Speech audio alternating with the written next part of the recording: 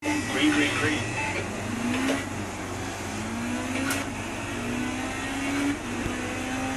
This is Project Cars with the Next Level V3 motion sim.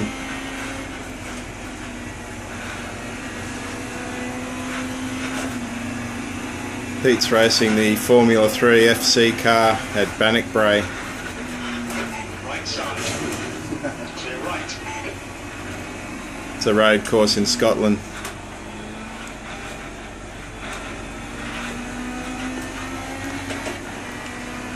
I had the V2 motion and upgraded to the V3. It's got a few improvements. The sound of it's been reduced, even though you mightn't hear it too well with the sound of the cars. But it's actually a lot quieter. There's some insulation in the motor housing now. Keep it between the white lines. And the movements are a lot smoother.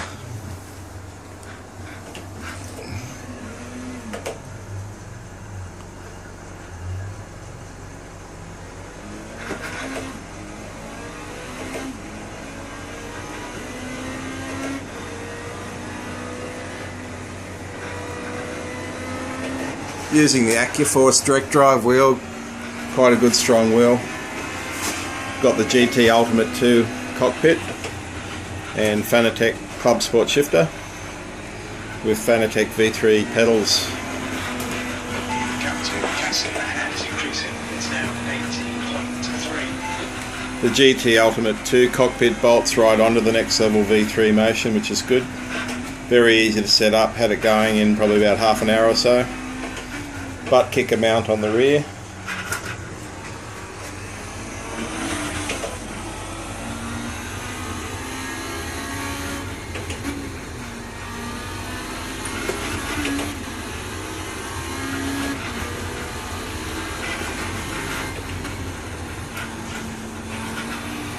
The V3 motion's fully configurable via the Motion Platform software made by Motion Systems Europe, and you can set your tuning of your movement of the motion sim according to how extreme you want it or how soft you want it.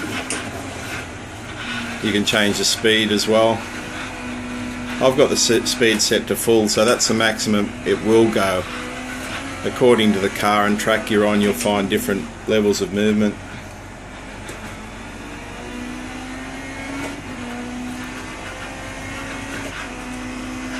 Just adds another layer of immersion. If you've got the money and you're into sim racing, it's really worth it. Racing on a 40-inch flat screen, it's really good in UHD definition. So it's turned down a bit from the 4K, but it's still pretty high res. In VR it's even better, because in VR you got the 3D environment around you, and when you have the motion coupled with it, it really adds to the sense of feeling like you're racing on a real track. Probably the next best thing to racing on a real track.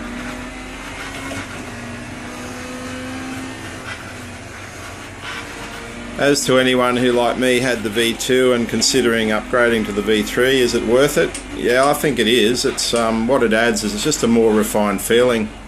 It's probably not as brutal as the V2. The V2 is quite a wild ride, but you can tune that right down. But the V3 has got a higher resolution encoder that controls the movement. So you have the micro movements of bumps and going to and fro, backwards and forwards, seem to be a lot more subtle.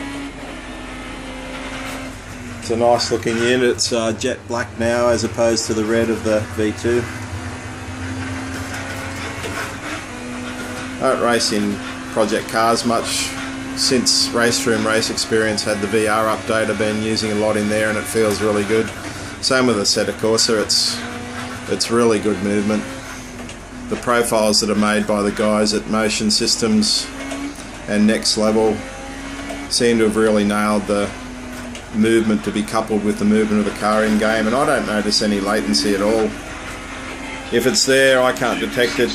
Like, you hit a bump or you go from side to side and you can see the car movement, and to me it feels in sync when you're driving with the movement of the chair. So people that talk about latency, I don't think it's perceptible.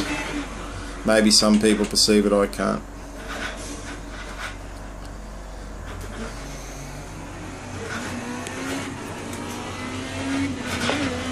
The V3 motion is what they'd call it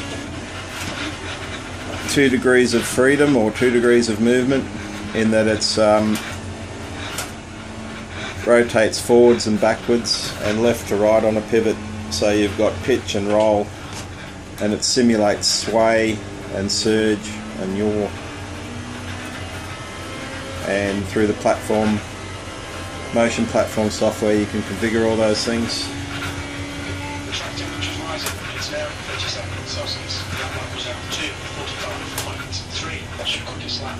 You're halfway home. Got plenty of fuel.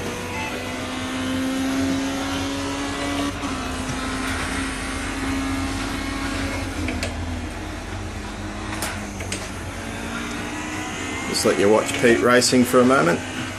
He's doing alright in the FC.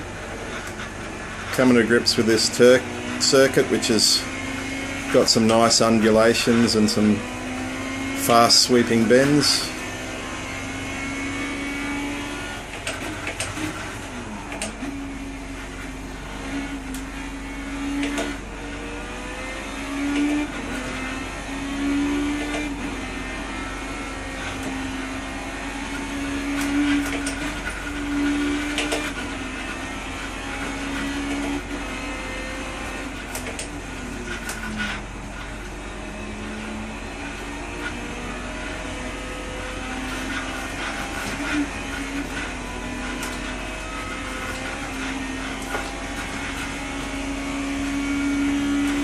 Well, that just about closes out my short expose of the Next Level version 3 motion sim. Next Level Racing are located on the Gold Coast and they ship Australia wide. So check them out, go to their website, Google it. They sell cockpits, variety of cockpits and other racing accessories, wheels and pedals. But yeah, the motion's a standout. It's listed at 4K, I think, on the website currently. It's a fair amount of money. That's it, Pete's crashed. But worth the money, worth the immersion. If you're into golf, you'd spend more on a golf buggy, I think. Thanks for watching. Cheers.